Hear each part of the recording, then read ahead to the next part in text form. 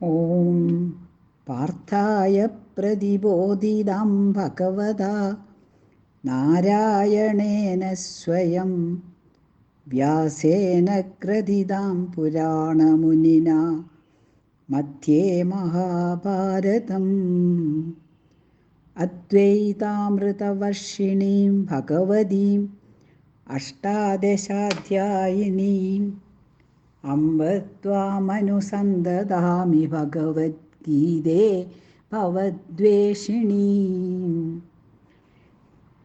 നമ്മൾ ഇന്ന് 5-ാമത്തെ അധ്യായത്തിലാണ്.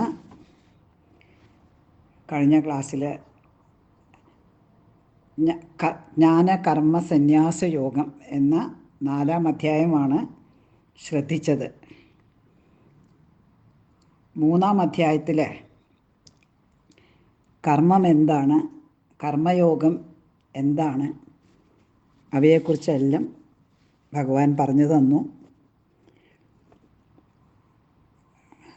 തുടർന്ന് 4-ാം അധ്യായത്തിൽ കർമ്മയോഗം വഴി മനസ്സ് ശുദ്ധീകരിച്ച് ജ്ഞാനം ലഭിക്കുമ്പോൾ, അതായത് അറിവ് ലഭിക്കുമ്പോൾ, നമ്മൾ അറിയാതെ തന്നെ മനസ്സുകൊണ്ട് കർമ്മം ചെയ്യാത്തൊരു ഭാവം വരും. അഥവാ കർമ്മങ്ങൾ നമ്മൾ യജ്ഞരൂപത്തിൽ ചെയ്യാൻ ആരംഭിക്കും. പക്ഷെ ഇത്രയൊക്കെ പറഞ്ഞിട്ടും കർമ്മത്തിനെ സംബന്ധിച്ച് അർജുനൻ്റെ സംശയം തീരുന്നില്ല. ആ സംശയം തീർക്കുകയാണ് ഭഗവാൻ ശ്രീകൃഷ്ണൻ ഈ അധ്യായത്തിലൂടെ. പല വിധത്തിൽ അഥവാ ഒന്നിലധികം പേരുകൾ ഈ അധ്യായം അറിയപ്പെടുന്നുണ്ട്. ജ്ഞാനയോഗം, സന്യാസയോഗം, കർമ്മസന്യാസയോഗം. എല്ലാത്തിൻ്റെയും അർത്ഥം ഒന്ന് തന്നെയാണ് ചിന്തിക്കുമ്പോൾ. ഈ അധ്യായം ആരംഭിക്കുന്നത് അർജുനൻ്റെ ഒരു ചോദ്യത്തോടു കൂടിയാണ്. എന്താണ് അവിടെ അർജുനൻ്റെ ചോദ്യം? അർജുനൻ ഇതാണ് ഭഗവാനോട് ചോദിക്കുന്നത്. കർമ്മങ്ങളുടെ സന്യാസത്തോടൊപ്പം കർമ്മം അനുഷ്ഠിക്കാനും രണ്ടും വേണമെന്നാണല്ലോ ഹേ ഭഗവാനെ അങ്ങ് ഉപദേശിക്കുന്നത്. അഥവാ ഞാൻ അങ്ങനെയാണ് മനസ്സിലാക്കിയത്. ഇതിൽ എന്തെങ്കിലും ഒന്ന് ഉറപ്പിച്ചെനിക്ക് പറഞ്ഞു തരൂ. ഇതാണ് ചോദ്യം.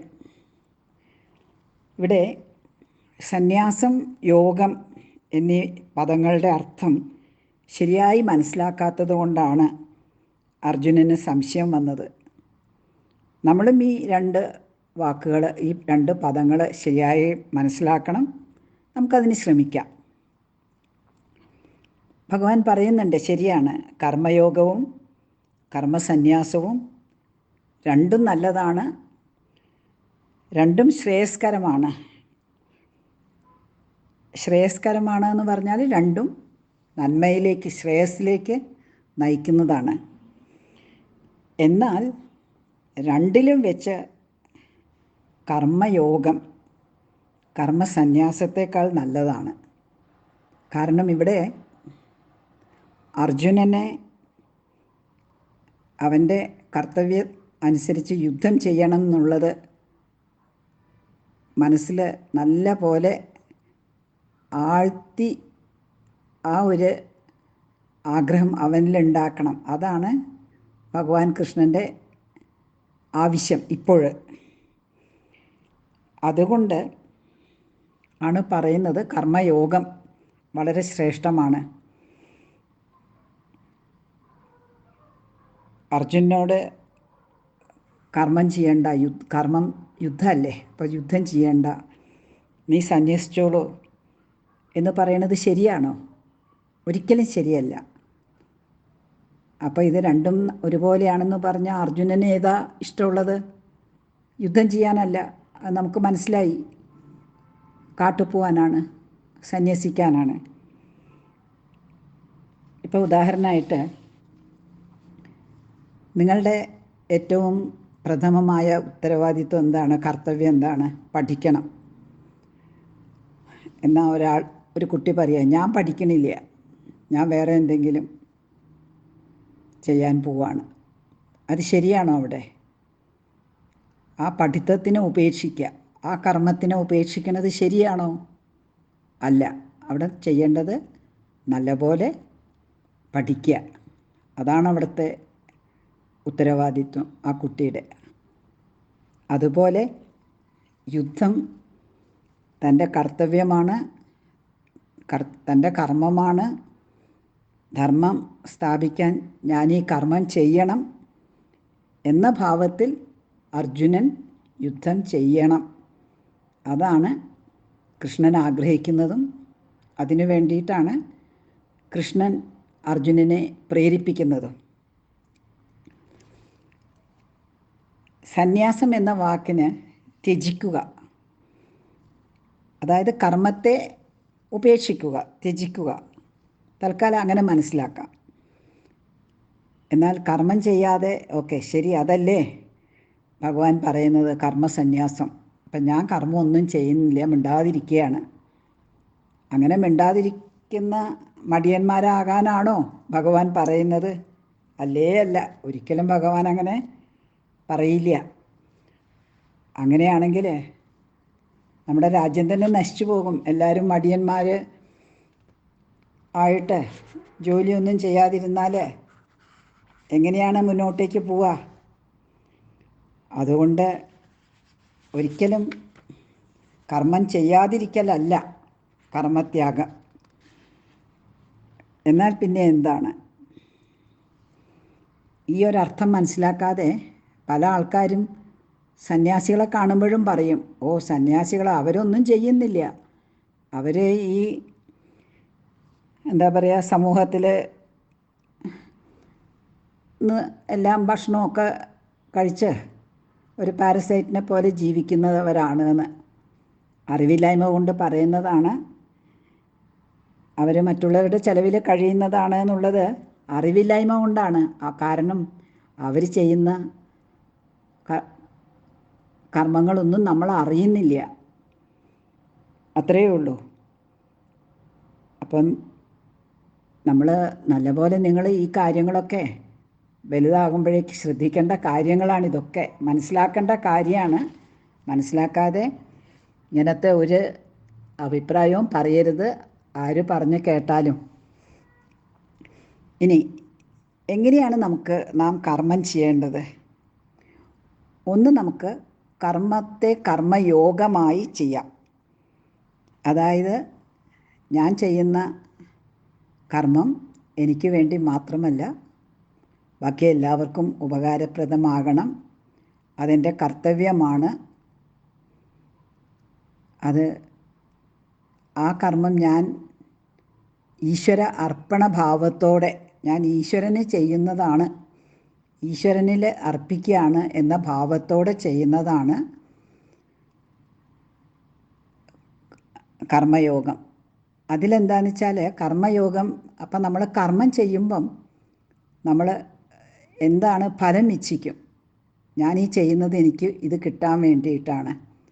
അങ്ങനെ എന്ത് കിട്ടണമെന്ന് ആശിക്കാതെ ചെയ്യുന്നത്. അപ്പോൾ ആ കിട്ടുന്നതൊക്കെ എങ്ങനെയാണ് നമ്മളപ്പോൾ സ്വീകരിക്കുക?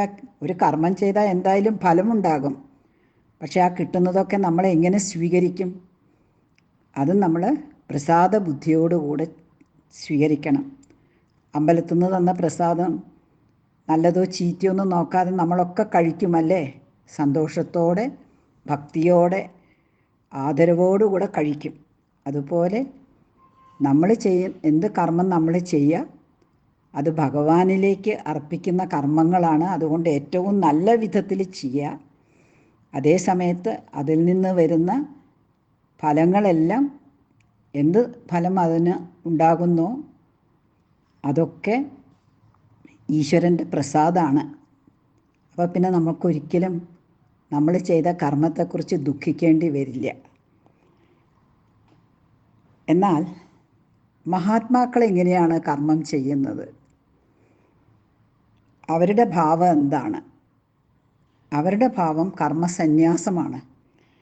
അതായത് അവരെ എന്ത് ചെയ്യുകയാണെങ്കിലും ഞാനൊന്നും ചെയ്യുന്നേയില്ല, എന്ന ഭാവത്തിലായിരിക്കും. അതായത് അവർ ഇതിൽ വളരെ ഭംഗിയായിട്ട് ഇതിൽ തന്നെ പറയുന്നുണ്ട്, ഞാൻ ചെയ്യുന്നതൊന്നും, ഞാൻ ഭക്ഷണം കഴിക്കുന്നതോ ഞാൻ നടക്കുന്നതോ ഉറങ്ങുന്നതോ ശ്വസിക്കുന്നതോ വിസർജിക്കുന്നതോ ഒന്നും തന്നെ ഞാനല്ല ചെയ്യുന്നത്. ആ ഒരു മനോഭാവത്തോടുകൂടെ ചെയ്യുമ്പോഴാണ് കർമ്മ സന്യാസം എന്ന് പറയുന്നത്. ആ ഒരു ഭാവം വരണമെങ്കിൽ നമുക്ക് ഒരുപാട് മുന്നോട്ട് പോകണം. അയാളെ സംബന്ധിച്ചിടത്തോളം ഇങ്ങനെ ചെയ്യുന്നേ ഇല്ല എന്നുള്ള ആ ഭാവം ചെയ്യുന്ന ആ മഹാനെ സംബന്ധിച്ചിടത്തോളം അവർക്ക് അത് അവരുടെ പ്രകൃതിയാണ്. അവരൊരിക്കലും അവരായിട്ടൊരു കർമ്മവും ചെയ്യുന്നില്ല. അവർക്കൊരിക്കലും തോന്നുന്നേ ഇല്ല ഞാൻ എന്തെങ്കിലും ചെയ്യുന്നുണ്ടെന്ന്. ഇപ്പോൾ ഞാൻ ചെറിയൊരു ഉദാഹരണം പറയാം. അത് അങ്ങനെ അങ്ങ് എടുക്കണ്ട, എങ്കിലും ഏകദേശം ഒന്ന് മനസ്സിലാക്കാൻ. ഒരമ്മ സ്വന്തം മകന് പനി പിടിച്ചു. അപ്പോൾ എത്രയോ നാളുകൾ ഭക്ഷണം കഴിക്കാതെയും ഉറങ്ങാതെയും ഒക്കെ ഇരിക്കണം അമ്മയ്ക്ക്. പക്ഷേ അമ്മ അയ്യോ അതിനായിട്ട് ഞാൻ അങ്ങനെയൊക്കെ ചെയ്തു എന്നുള്ളൊരു ഭാവമേ ഉണ്ടാവില്ല അമ്മയ്ക്ക്. അമ്മ അങ്ങനെ ചെയ്തു എന്ന് തന്നെ വിചാരിക്കുന്നില്ല. അമ്മയുടെ മനസ്സിന്ന് അങ്ങനെ ഞാനൊരു പ്രവൃത്തി ചെയ്തു എന്നുള്ള ഭാവം വരെ പോകും. അപ്പോൾ ആ അത്രയും വലിയ ഭാവത്തിൽ എത്തുമ്പോൾ മാത്രമാണ് നമുക്ക് ഈ കർമ്മത്തിനെ ഇങ്ങനെ മുഴുവനായിട്ടും ത്യജിക്കാൻ പറ്റുള്ളൂ.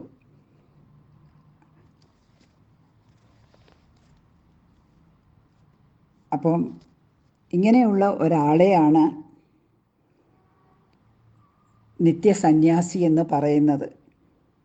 ആ നിത്യസന്യാസിയുടെ വർണ്ണനയാണ് ഈ അധ്യായത്തിൽ. അപ്പം മനസ്സുകൊണ്ട് കർമ്മങ്ങളെ ഉപേക്ഷിക്കുന്നവൻ. അപ്പം നമ്മൾ എന്തുകൊണ്ടാണ് ചെയ്യുന്നത്? നമ്മൾ ശരീരം കൊണ്ട്, ഈ മഹാത്മാവും ശരീരം കൊണ്ട് കർമ്മം ചെയ്യും, വാക്കുകൊണ്ട് കർമ്മം ചെയ്യും. അയാളും അവിടെ മനസ്സ് ഉപയോഗിക്കും കർമ്മം ചെയ്യാൻ. അത് വേണം. മനസ്സില്ലാതെ കർമ്മം ചെയ്യാൻ പറ്റുമോ? നമ്മുടെ ഒരു കൈ പ്രവർത്തിക്കണമെങ്കിൽ എവിടെ പ്രവർത്തിക്കണമെന്ന് മനസ്സ് വേണ്ടേ? അപ്പം അവിടെ മനസ്സുണ്ട്. പക്ഷേ അതിലൊക്കെ ഈ കർമ്മങ്ങളെയെല്ലാം കുറിച്ചുള്ള അറിവ് ഉണ്ടാകുന്ന ആ മനസ്സ്, ആ കർമ്മങ്ങളെ ചെയ്യുന്ന മനസ്സ് ഉപേക്ഷിക്കുന്നു. അപ്പം കർമ്മങ്ങളെക്കുറിച്ചുള്ള അറിവുള്ള മനസ്സ് ആണ് ഉള്ളത്. അതുകൊണ്ട് കർമ്മം ചെയ്യുന്നേ ഇല്ല എന്നുള്ള ഭാവം വളരെ നാച്ചുറലായിട്ട്, സ്വാഭാവികമായിട്ട് ആ മഹാത്മാവിനുണ്ടാകുന്നു. അവരുടെ എങ്ങനെയാണ്, എന്തൊക്കെയാണ് എന്നുള്ള വർണ്ണനയാണ് നമുക്ക് ഈ 5-ാമത്തെ അധ്യായത്തിൽ കാണുന്നത്. മനസ്സിനെ നല്ല പോലെ പാകപ്പെടുത്തിയാൽ മാത്രമേ ഈ ജ്ഞാനതലത്തിലേക്ക് നമുക്ക് ഉയരാനാവൂ. ഇവിടെ ഭഗവാൻ കൃഷ്ണൻ അർജുനന് കർമ്മത്തിൻ്റെ മാഹാത്മ്യം പറയുന്നത് കൂടി നിൻ്റെ കർത്തവ്യമായിട്ട് മാത്രം യുദ്ധം ചെയ്യാനല്ല, അതിലുപരി ജ്ഞാനത്തിലേക്ക് മനസ്സിനെ നയിക്കണം എന്നൊരു സൂചന കൂടെ ഉണ്ട്. നീ വെറുതെ യുദ്ധം നിൻ്റെ കർത്തവ്യമാണെന്ന് പറഞ്ഞ് ചെയ്തോളൂ, അങ്ങനെ നിൽക്കാനല്ല. അത് കഴിഞ്ഞ് അങ്ങനെ കർത്തവ്യങ്ങൾ ചെയ്ത് മനസ്സിനെ ശുദ്ധീകരിച്ച് പിന്നെ ജ്ഞാനബുദ്ധി, അറിവുണ്ടാകണം. ആ അറിവ് വളർത്തണം. അപ്പോൾ മാത്രമേ കർമ്മസന്യാസം, ആ പാകത വരുമ്പോൾ മാത്രമേ കർമ്മസന്യാസം ചെയ്യാൻ പറ്റുള്ളൂ. അങ്ങനെ ഉള്ള ഒരാൾ യാതൊന്നിനെയും നമ്മളിൽ നിന്ന് വ്യത്യസ്തമായി കാണില്ല. ഒരിക്കലും നമുക്ക് കാണാൻ പറ്റില്ല. അത് പറയുന്ന ഒരു വളരെ നല്ല ഒരു ശ്ലോകമുണ്ട് ഇതിൽ. അത് നിങ്ങളൊക്കെ ഒന്ന് അറിഞ്ഞിരിക്കണം. ആ ശ്ലോകം ഇതാണ്: വിദ്യാവിനയ സമ്പന്നേ ബ്രാഹ്മണേ ഗവിഹസ്തിനി ശുനി ചൈവ ശ്വപാകേ ച പണ്ഡിതാ സമദർശിനഃ. ഇവിടെ പണ്ഡിതൻ എന്ന് പറഞ്ഞാൽ അറിവുള്ളവൻ, മനസ്സിലായില്ലേ? അപ്പം ആ അറിവുള്ളവൻ എങ്ങനെയാണ് എല്ലാത്തിനെയും കാണുന്നത്, എല്ലാത്തിനെയും നോക്കിക്കാണുന്നത്? അവന് ആ പണ്ഡിതന്